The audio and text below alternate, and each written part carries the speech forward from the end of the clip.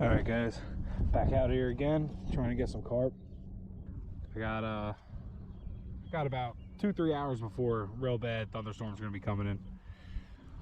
So I figured, why not see if I can get out here and put a hurting on them. So today I got a 7-foot light Cilio Nakuma. Works great for these size carp. Nothing too crazy. I can get them up to about 20 pounds here. So this is more than enough. I like to have a good fight. I think I got 6-pound test on here. I don't think I have 4 on this. I think I got 6. I definitely need to spool up some more line, so I might do it later depending on how big a fish I get into. But I got a size 6 offset. If you can look at that, you can see it better. You can see how it's off to the side. That helps out with the hookup ratios big time. Usually you don't miss them because they go to spit it out, it goes to rotate, hits them right in the lip, or when they take off, it just naturally rotates, gets in the corner of the mouth most of the time, and if not, right in the top of the mouth. So, got a little bit of an issue today. This nasty pollen is here, but I don't think it's bothering them too much because when I walked up, I saw about a 10-pound carp swim right by us. So, I don't think they have an issue with it, but you never know, they might. But like I said, I saw a couple jumping out there, I saw a couple by the wall, so I think we'll be all right. It just chummed up a little bit. This is what we're using today. I didn't have sweet corn, so I didn't bother running out to the store. Like I said, I only got it like 2 hours to fish, so I figured why not just get out here and get on them as quick as I could. So usually I use sweet corn. That usually does the trick. I got a little bit of Italian bread left over from last night. Figured why not use that as chum. They like bread too. So yeah, so this is gonna be a little bit more of a little how-to beginner guide. All you need is a size 6 hook. Size 6 hook, try to get an offset. Like I said, it just helps with the hookup ratios. All you got to do,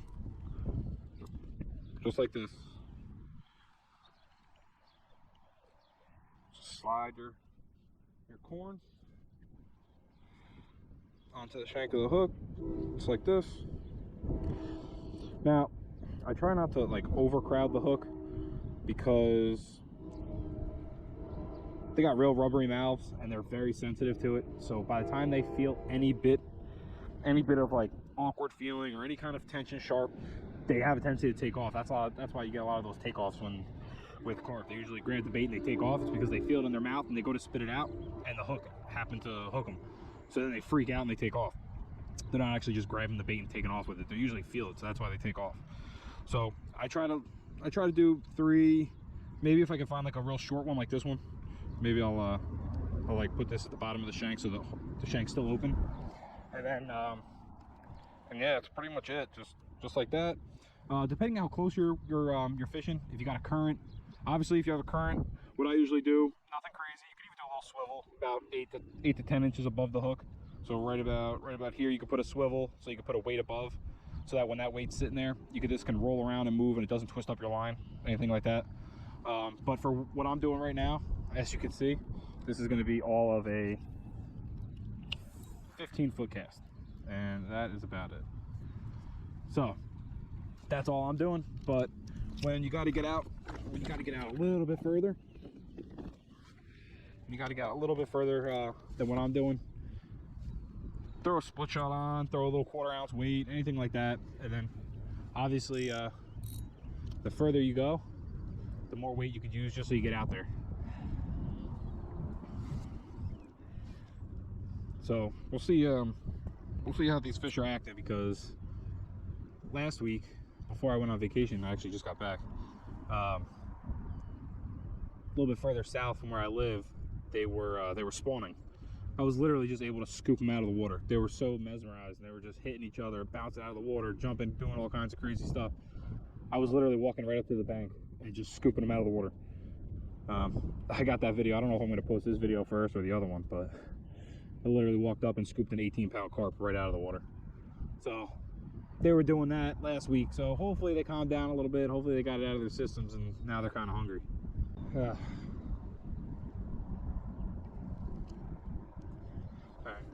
lost the corn. I'm gonna grab that net real quick. Alright, I'm back. Got the net. Actually had this little rod holder laying around the bed of the truck too, so that should help. So I don't have to hold the rod the whole time.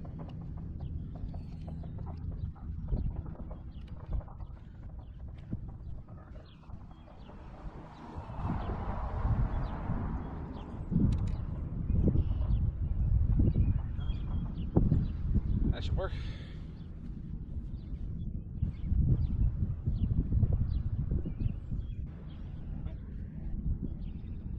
Getting hit already.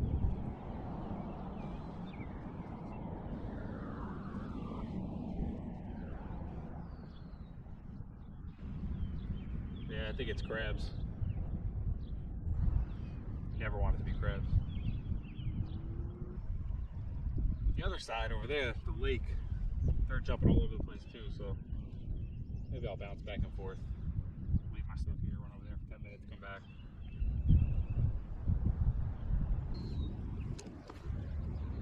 There we go.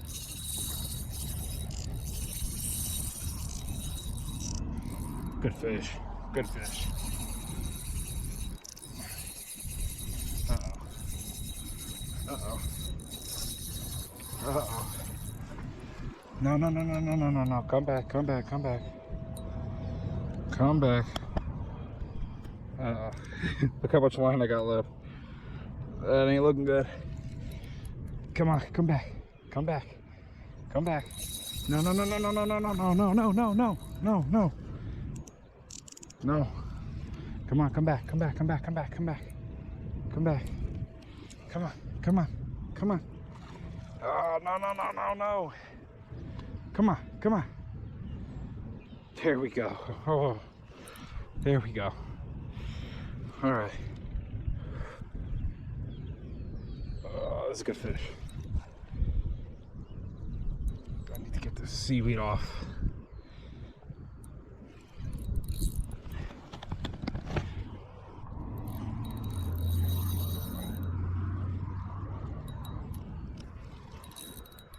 Come on. Oh, that's a good fish. I got 10 carp over here, splashing, jumping out of water, just trying to do the nasty over there. All right, here we go. All right, we're getting it back over here. We're getting it back. Whew. Oh, that was a good fish. I can't get this guy's head up. And I got this drag pegged. Not bad, not bad.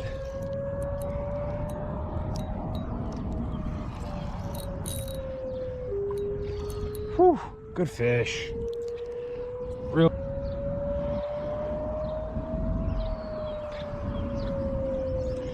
Let's see. Let's see if I can get him off this wall. Get him over here.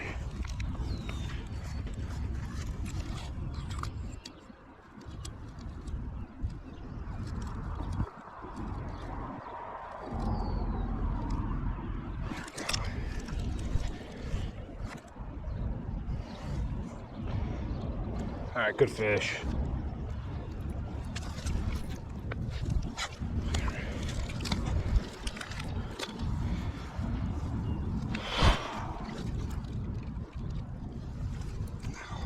This is gross, man.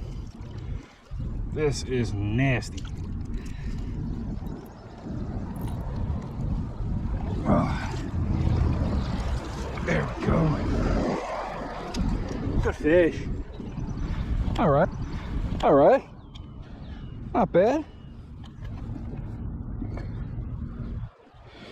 Get those ugly glasses off. But I'm telling you, ugliest glasses in the world, but man, do they let you see fish. That's another trick right there. Get a good, actually it doesn't have to be a good pair. Just get a really yellow pair. Really yellow pair of polarized glasses. This one actually got hit on the side of the mouth. All right. Those really light pair of yellow glasses, they come in handy, man. You can see everything in the water. Everything.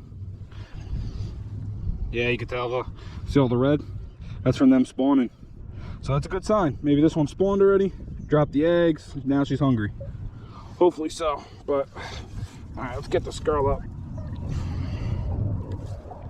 Get this seaweed off her. Make her look pretty. There we go. Nice fish. There you go. There you go. Beautiful fish. Not bad.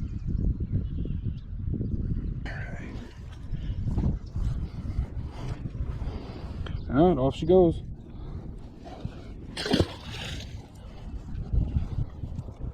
Good fish, good. 15 minutes into fishing, maybe 20.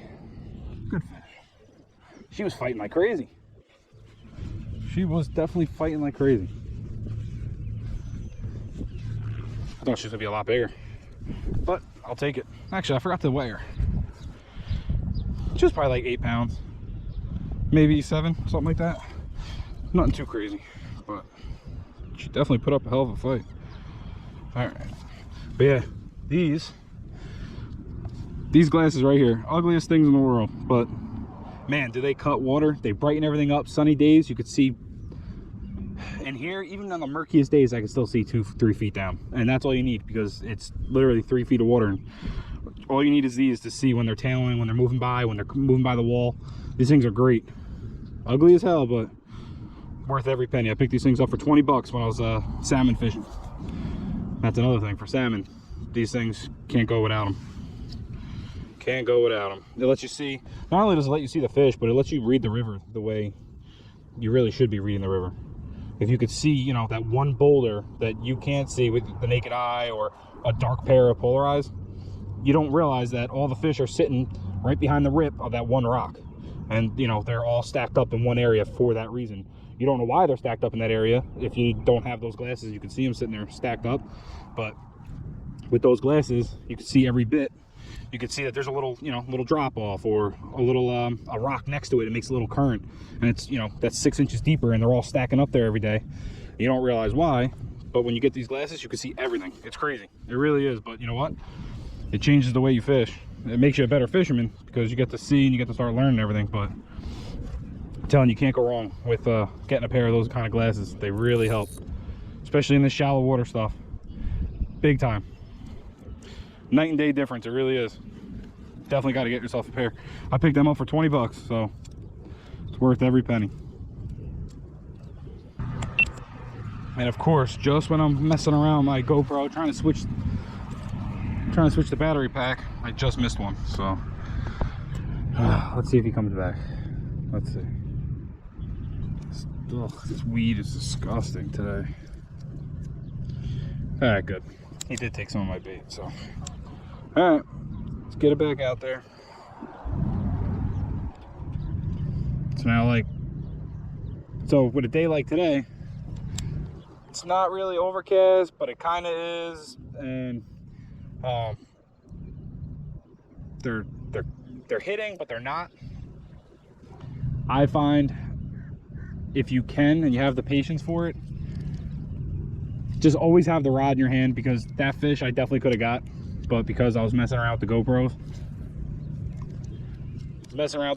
I was getting things ready. I was trying to get the battery charging a little bit over here, and just in that little bit of time frame, he was running for a good second or two, so I could have easily just set the hook and had him.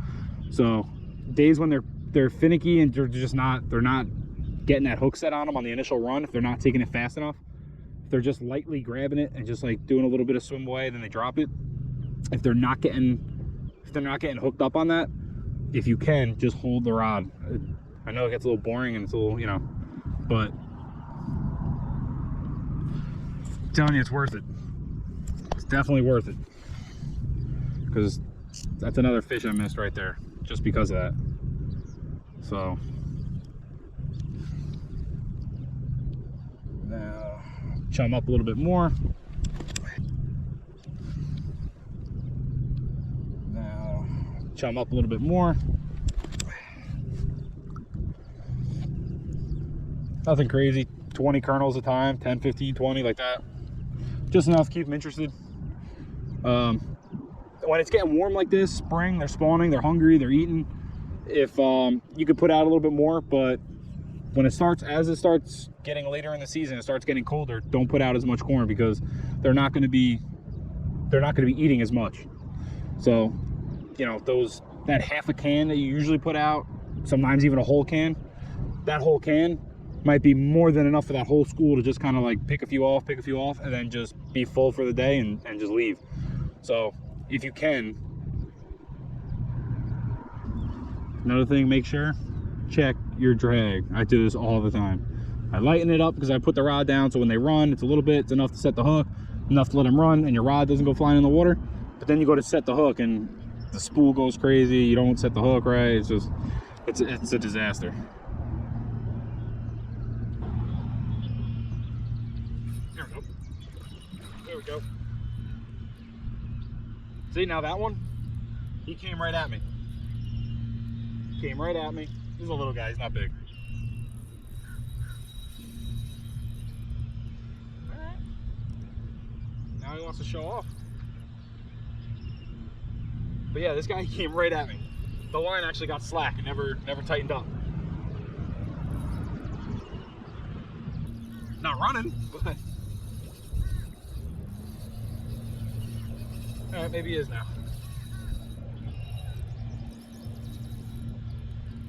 Oh, he's scaring all the fish away. What is he doing?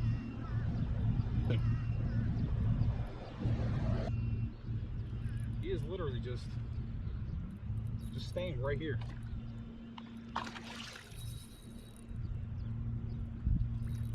These guys are so thick right now. They don't even care. They're still swirling in my corn, which is 10 feet away. All right, let's get this little guy. Let's get this little guy netted.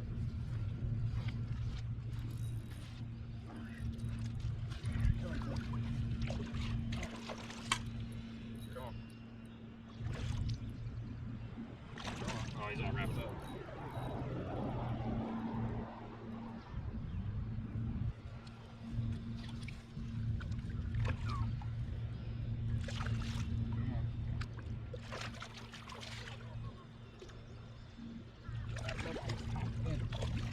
There we go, finally got him. Come on, man. Come on. There we go.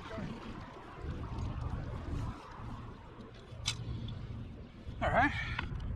There you go. Just needed a little pliers. That's all. Yeah, nice little guy.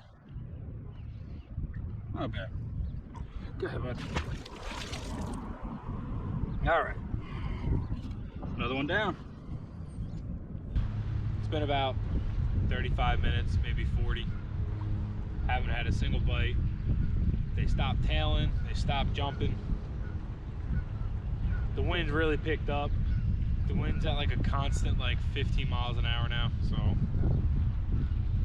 today and tomorrow are supposed to be real bad with the wind. So I think, I don't know what happened. They just kind of shut off. It got a little hazy out, which is good. Got some cloud cover, which they like, but I don't know. They just stopped. So yeah, if you guys can, hit that like button, subscribe, hit the notification bell. It takes 2 seconds. I'm trying to grow the channel. Any support is greatly appreciated. So I'll catch you guys on the next one. Tight lines.